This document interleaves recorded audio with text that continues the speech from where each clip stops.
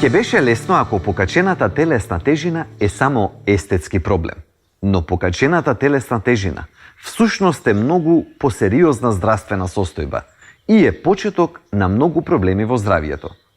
Така и треба да се гледа на зголемената тежина, како на предвесник, како на најава на голема група на болести. Сериозноста на покачената тежина е силно подценета. Веројатно има повеќе причини за тоа, но еве неколку. Прво, бидејќи толку често го среќаваме овој проблем во современото живење, некако се навикнавме и оваа состојба стана општо прифатлива. Второ, проблемите и последиците на зголемената телесна тежина не се гледаат веднаш. Потребни се години, некогаш и децении, за да се појават последиците. Тоа ни ја дава лажната представа дека може и да имаме зголемена телесна тежина, а да немаме проблеми од тоа.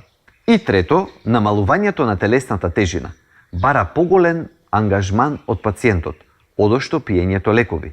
И честопати знаеме да го одложуваме она, зашто предпоставуваме дека нема да е лесно. Но, како и да ни се менува погледот кон зголемената тежина, науката е јасна и неумолива. Колку поголема телесна тежина, толку полошо здравје.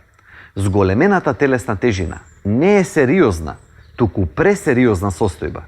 Има еден случај кога особено треба да сме внимателни, а тоа е кога масното ткиво се насобира околу половината, во пределот на абдоменот.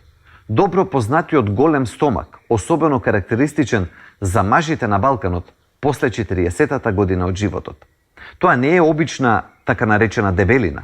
Масното ткиво насобрано околу стомакот е хормонски активно и многу полошо од масното подкожно ткиво кое што се насобира насекаде во телото.